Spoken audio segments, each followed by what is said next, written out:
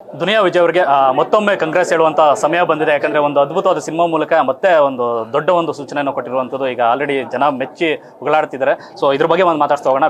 ಭೀಮಾ ಸಿನಿಮಾದ ರಿಲೀಸ್ ಬಗ್ಗೆ. ಸರ್ ನಮಸ್ತೆ. ಸರ್, ಸಿನಿಮಾ ರಿಲೀಸ್ ಆಗಿ ಈಚೆ ಕಡೆ ಬರ್ತಿದ್ದಂಗೆ ಒಬ್ಬ ಪ್ರೇಕ್ಷಕ ಹೇಳಿದ ಒಂದೇ ಮಾತು, ಆಗ ಗಂಜಿ ಗಂಜಿ ಅಂತ ಸಾಯ್ತಾ ಇದೆ, ಇವತ್ತು ಗಾಂಜಾ ಗಾಂಜಾ ಅಂತ ಜಗತ್ ಸಾಯ್ತಾ ಇದೆ. ತುಂಬಾ ಚೆನ್ನಾಗಿ ಹೇಳಿದ್ರೆ ಆಕ್ಚುಲ್ ಆಗಿ. ಸೊ ಅಷ್ಟು ನಾಟಿದೆ. ಯಾಕಂದ್ರೆ ಸುತ್ತಮುತ್ತ ನೋಡಿದಾಗ ಯುವಕರೇ ಜಾಸ್ತಿ ತುಂಬಾ ಕೂತಿರ. ಯಾಕಂದ್ರೆ ನಿಮ್ಮ ಸಿನಿಮಾದಲ್ಲಿ ಯಾವ ವಯೋಮಾನವರು ಸೇರ್ಬೇಕು ಅಂತ ಮಾಡಿದ್ರೆ ಅದೇ ಥರದ್ದು ಎಷ್ಟೋ ಜನ ಸೇರಿದ್ರು ಸಿಳ್ಳೆ ಚಪ್ಪಾಳೆ ಹೊಡಿತಾ ಇದ್ರು. Thank you brother, thank you so much. ಅದ್ರ ಬಗ್ಗೆ ತುಂಬ ಖುಷಿ ಇದೆ, ಖುಷಿಯಾಗಿದ್ದೀನಿ ಆ ವಿಷಯ. ನಿಮ್ಗೇನು ಅನ್ನಿಸ್ತು ವೈಯಕ್ತಿಕವಾಗಿ?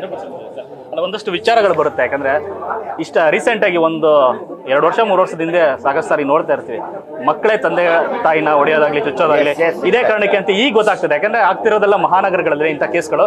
ಸೊ ಇದಕ್ಕೆಲ್ಲ ತುಂಬಾ ರಿಲೇಟೆಡ್ ಆಗಿ ಕಾಣಿಸ್ತಾ ಇದೆ ಈ ಸಿನಿಮಾ ಅಂತ ಅನಿಸ್ತಾರೆ. ಹೌದೌದು, 100%. ಇವತ್ತು ಸುಮಾರು ಜನ ಮಕ್ಕಳುಗಳು ಅಪ್ಪ ಅಮ್ಮನ ಮುಲಾಜ್ ನೋಡ್ತಿಲ್ಲ. ನಾನೊಂದು ಕೇಸ್ ನೋಡಿದೆ, ಅವ್ರ ತಾಯಿ ಒಬ್ಬರೇ, ತಂದೆ ಇಲ್ಲ, ಬುರುಡೆನೇ ಬಿಚ್ಚಿಬಿಟ್ಟಿದ್ದ ಹುಡುಗ. ಆ ಅಮ್ಮ ದಯಮಾಡಿ ನನಗೆ ಮಗನೇ, ಅವನು ವಾಸಿ ಆಗಲ್ಲ ಅಂತ ಗೊತ್ತಾಗಿದೆ, ಸತ್ತೋದ್ಮೇಲೆ ಹೇಳಿ ಸರ್ ನನಗೆ ಪ್ಲೀಸ್ ಅಂತ. ಏನು ಮಾಡ್ತೀರಾ ಹೇಳಿ? ಸರ್, ನಾವೆಲ್ಲ ಡ್ರಗ್ಸ್ ಅಂತ ಹೇಳ ಅಂದ ತಕ್ಷಣ ಕಾಲೇಜು ಮತ್ತೊಂದು ಜಾಗದಲ್ಲಿ ಮಾರುವಂಥ ವಿಚಾರದ ಬಗ್ಗೆ, ಗಾಂಜಾ ಬಗ್ಗೆ ಮಾತಾಡ್ತಿದ್ದಾರೆ ಅನ್ಕೊಂಡು. ಬಟ್ ಅದೇನೋ ಜನರನ್ನು ಉಳಿಸುವಂಥ, ಆರೋಗ್ಯ ಉಳಿಸುವಂಥ ಮೆಡಿಕಲ್ ಸ್ಟೋರ್ಗಳಲ್ಲಿ ಅಂತ ಸಿಗುತ್ತೆ. ಇದೊಂದು ತುಂಬ ದೊಡ್ಡ ಕ್ರಾಂತಿ ಇದೆ ಆ್ಯಕ್ಚುಲಾಗಿ. ತುಂಬ ಸರ್ಕಾರದ ಮೂಲಕ ಇದು ದೊಡ್ಡ ಗಮನ ಸೆಳೆಯುವಂಥ ಕೆಲಸ ಇದು. ಸೊ ಈ ವಿಚಾರವಾಗಿ ಯಾವ ಟ್ಯಾಬ್ಲೆಟ್ ಏನು ಯಾವಾಗಿಂದ ಗೊತ್ತಾಯ್ತು ಅದ್ರ ಬಗ್ಗೆ? ಅದು ಈಗಾಗಲೇ ಪಾಪ ಟೈಡಲ್ ಅಂತ ಒಂದು ಟ್ಯಾಬ್ಲೆಟ್ ಹೆಸರು, ಅದು ತುಂಬ ದೊಡ್ಡ ಮಟ್ಟಕ್ಕೆ ಹಬ್ಬುತ್ತಾ ಇದೆ. ಒಂದು 30 ವರ್ಷದ ಮೇಲೆ ಯಾವ ಮಕ್ಕಳು ಬದುಕಲ್ಲ, ಗಂಡು ಮಕ್ಕಳು ಅಷ್ಟೇ, ಹೆಣ್ಮಕ್ಳು ಅಷ್ಟೇ. ಅದರಲ್ಲಿ 2 ಹೆಣ್ಮಕ್ಳು ಹೋಗಿದ್ದಾರೆ, 3 ಜನ ಗಂಡು ಮಕ್ಕಳು ಹೋಗಿರೋದು ನಾನು ನೋಡಿದ್ದೀನಿ. ಆಮೇಲೆ ಎಲ್ಲ ತೊಗೊಂಡಿರೋರು ಹಿಂಗಿದ್ದಾರೆ, ಮ್ಯಾಕ್ಸಿಮಮ್ 20-25 kg ಇರ್ತಾರೆ. 30 ವರ್ಷ ಮುಟ್ಟೋ ವರ್ಷಕ್ಕೆ ಸತ್ತೋಗ್ತಾರೆ. ಇದು ಕಾಲೇಜ್ ಮಕ್ಕಳಿಗೂ ಶುರುವಾಗಿದೆ. ಅದು ನೋಡಿದಾಗ ನೋವಾಗುತ್ತೆ ಮನಸ್ಸಿಗೆ. ಎಲ್ಲ ಸರ್, 24-25 ವಯಸ್ಸಿನ ಮಕ್ಕಳು ಹಾರ್ಟ್ ಅಟ್ಯಾಕ್ ಸಾಯೋದಾಗಲಿ, ಮತ್ತೊಂದು ಬೇರೆ ಮಾರಣಾಂತಿಕ ಕಾಯಿಲೆ ಬರೋದಲ್ಲಿ, ಇದಕ್ಕೆಲ್ಲವೂ ಲಿಂಕ್ ಆಗಿರುತ್ತೆ. ಬಿಕಾಸ್ ಆಫ್ ಕೋವಿಡ್ ಅಂತ ಹೇಳ್ತಿದ್ದಾರೆ ಕೆಲವರು, ಆದರೆ ಇದು ಡೈರೆಕ್ಟ್ ಸೆಲ್ಫ್ ಮೇಕಿಂಗ್ ಮಿಸ್ಟೇಕ್ ಅಲ್ಲ ಇದು. ಮಕ್ಕಳು ಅಂದರೆ ಅವ್ರು ಸ್ವಯಂಕೃತ ಅಪರಾಧ ಅದು. ಅದನ್ನು ತಮಾಷೆ ವಿಷಯ ಅಲ್ಲ. ಅದನ್ನ ನರಳಿದವ್ರು ನಿಮಗೆ ತೋರಿಸ್ತೀನಿ ಹೆಂಗಿರ್ತಾರೆ ಅಂತ. ತುಂಬ ನೇರವಾಗಿ ಒಂದು ಉದಾಹರಣೆ ಕೊಟ್ಟರೆ ತ್ರಿಪುರದಲ್ಲಿ ಆದಂಥ ಒಂದಷ್ಟು ಸಾವುಗಳ ಬಗ್ಗೆ. ಹೌದು, ಆ ತ್ರಿಪುರಲ್ಲಿ ಸುಮಾರು 2-2.5 ಸಾವಿರ ಹೆಣ್ಮಕ್ಳಿಗೆ HIV, 5,000 ಚಿಲ್ಲರೆ ಗಂಡು ಮಕ್ಕಳಿಗೆ HIV ಅಂತ ನಾನು ಓದಿದ್ದೆ. ಅಲ್ಲಿ ಒಂದೇ ನೀಡ್ಲನ್ನ ಇನ್ನೊಬ್ರು ಇಂಜೆಕ್ಟ್ ಮಾಡ್ಕೊಂಡು HIV ಆಗಿದೆ. ಇವತ್ತು ಇಲ್ಲೂ ಬರುತ್ತೆ ಒಂದು ದಿವಸ, ನಾವು ಯಾಕೆ ಹುಷಾರಾಗಿಲ್ಲ ಅನ್ನೋ ಒಂದು ವಿಷಯ ಅಷ್ಟೇ ನನಗೆ. ಸರ್, ಈ ಥರದೊಂದು ಕಂಟೆಂಟ್ ಮಾಡಿದಾಗ ಒಂದು ಕಡೆ ಗ್ಯಾಂಗ್ಸ್ಟರ್, ರೌಡಿಸಮ್, ಈ ಥರ ಮಾಡ್ತಿರೋಂಥ ಮಾಫಿಯಾದವರು, ಇನ್ನೊಂದು ಕಡೆ ಗೌರ್ಮೆಂಟ್ ಎಲ್ಲ ಎದುರು ಹಾಕೋಬೇಕಾಗುತ್ತೆ ಸರ್. ಕತೆ ಬರೆಯೋಕೆ ಅನ್ಕೊಂಡಿದ್ರೆ ಸರ್, ಇದೆಲ್ಲ ನನಗೆ ತಿರುಗಿ ಬೀಳುತ್ತೆ.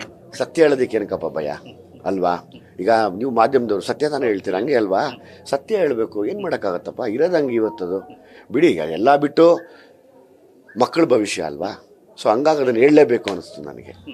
ಯಾವತ್ತಾದ್ರೂ ಎದುರುಗಡೆ ನೋಡಿದ್ರೆ ಸರ್ ಈ ಥರದೊಂದು? ಅಂದರೆ ನನ್ನ ಎದುರುಗಡೆ ನಾನು ಯಾರು ಮಾಡೋಕ್ಕೆ ಬಿಡಲ್ಲ.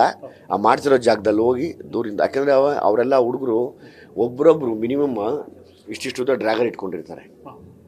ಇಷ್ಟಿಷ್ಟುದ್ದ ಡ್ರ್ಯಾಗರ್ ನೀವು ಹಿಂಗೆ ನೋಡ್ತಾರಂಗೆ ಈಗ ಓಪನ್ ಮಾಡ್ತಾರೆ. ಅವ್ರಿಗೆ ನಾವು ಯಾರು ಅಂತಲೇ ಗೊತ್ತಾಗಲ್ಲ, ನಾನು ಯಾರು ಅಂತಲೇ ಗೊತ್ತಿಲ್ಲ. ನಾನು ಯಾರೋ ಪೊಲೀಸ್ ಇರ್ಬೋದು, ನಾನು ಯಾರೋ ದುಶ್ಮನ್ ಇರ್ಬೋದು ಅನ್ನೋ ಜ್ಞಾನದಲ್ಲಿ ಹಿಂಗೆ ಒಬ್ಬನ್ನ ಮೀಟ್ ಮಾಡೋಕ್ಕೆ ಹೋದಾಗ ಅವನೇನು ಮಾಡಿಲ್ಲ, ಫಸ್ಟ್ ಹಿಂಗೆ ಓಪನ್ ಮಾಡಿಬಿಟ್ಟ ಇಷ್ಟುದ್ದ. ಅಂತಂಗೆ ಸಮಾಧಾನ ಮಾಡಿ ಹೇಳಿ ಅವನ ನಿಧಾನಕ್ಕೆ ಕಳಿಸಿ, ಆಲ್ರೆಡಿ ನಿಮ್ಮ 2 ಪತ್ರಕರ್ತರನ್ನ ಕರ್ಕೊಂಡೋಗಿ ಅದನ್ನು ಶೂಟ್ ಕೂಡ ಮಾಡಿದ್ದೀನಿ, ಸಾಕ್ಷಿಗಳ ಸಮೇತ ಹೇಳಿದ್ದೀನಿ. ಸಿನಿಮಾದ ಕ್ಲೈಮ್ಯಾಕ್ಸಲ್ಲಿ ಮತ್ತೊಂದು ಸರ್ಪ್ರೈಸ್ ಇದೆ ಸರ್. ನಿಮ್ಮ ಲುಕ್ಕು ಜೊತೆಗೆ ಅದು ಹೊಸ ಬೆಳಕು ಅನ್ನೋದು ತುಂಬ ಅರ್ಥ ಇರುವಂಥ ಪದ. ಮತ್ತು ಆ ಥರದೊಂದು ಸೆಂಟರ್ ಮಾಡುವಂಥ ಅದು ನಮ್ಮ ಅಸೋಸಿಯೇಟ್ ಇದ್ದಾನಲ್ಲ, ನಮ್ಮ ತಂಬಿ, ನನ್ನ ಜೊತೆ ಅವನು ಕೂಡ ಇನ್ನೊಂದು ಬ್ರೈನ್ ನನಗೆ. ಸೊ ಹಂಗಾಗಿ ಅವನು ಈ ವಿಷಯನ ನೀವು ನಂಬಲ್ಲ, ನನ್ನ ಜೊತೆ ಪಾಪ ಅವನು ಒಂದು 2-3 ವರ್ಷ ಆಯಿತು, 4 ವರ್ಷ ಆಯಿತು. ಇದೇ ಬರೀ ಭೀಮಾನೇ ಎವ್ರಿ ಡೇ ಮನೆಗೆ ಹೋದ್ರು ಫೋನಲ್ಲಿ ಮಾತು, ಸೆಟ್ಟಲ್ಲಿ ಬಂದರು ನೆಕ್ಸ್ಟ್ ಸೀನ್ ಏನು, ಇದೇ ಚರ್ಚೆ ಮಾಡಿ ಇಷ್ಟು ಕೆಲಸ ಮಾಡಿದ್ದೀವಿ. ಅದು ನನಗೆ ಅದು ಇವನ ಮೇಲೆ ಅಷ್ಟು ಗೌರವ. ಹಂಗಾಗಿ ನೆಕ್ಸ್ಟ್ ಸಿನಿಮಾ ನನಗೆ ಅವನೇ ಮಾಡ್ತಿದ್ದಾನೆ ಈಗ. ಸರ್, ಇವಾಗ ಸಿಕ್ಕಂತ ರಿವ್ಯೂ ನೋಡಿದ್ರೆ ಕೊನೆದಾಗ ಕೇಳಬೇಕಂದ್ರೆ, ನೀವು ಅನ್ಕೊಂಡಂತ ಕ್ರಾಂತಿ ಶುರುವಾಗಿದೆ ಅಂತ ಹೇಳ್ಬೋದು. ಯಾಕಂದ್ರೆ ಈಗ ಹೇಳಿದ್ರೆ ಒಂದಷ್ಟು ಸ್ಟಾರ್ಟ್ ಆಗಿದೆ, ಒಂದಷ್ಟು ಕಾಲೇಜ್ ಮುಂದ್ಗಡೆ ನಡೀತಾ ಇತ್ತು, ಅದೆಲ್ಲ ನೀವೆಲ್ಲ ಸಾಥ್ ಕೊಟ್ರೆ ಆಗುತ್ತೆ. ಇವತ್ತಿಗೂ ಅದು ಸೆಲ್ ಮಾಡ್ತಾ ಇದ್ದಾರೆ, ಇವತ್ತು ಹುಷಾರಾದ್ರು ಬಿಡಿ ಅವರು. ನೀವೆಲ್ಲ ಸಾಥ್ ಕೊಟ್ರೆ ಕೆಲಸ ಆಗುತ್ತೆ. Thank you sir, thank you so much. Sir, ಇದಿಷ್ಟು ದುನಿಯಾ ವಿಜಯ್ ಅವರ ಮತ್ತು ಕ್ಯಾಮರಾ ಪರ್ಸನ್ ಪ್ರಶಾಂತ್ ಜೊತೆ ಲೋಕೇಶ್ ಫಸ್ಟ್ ಬೆಂಗಳೂರು.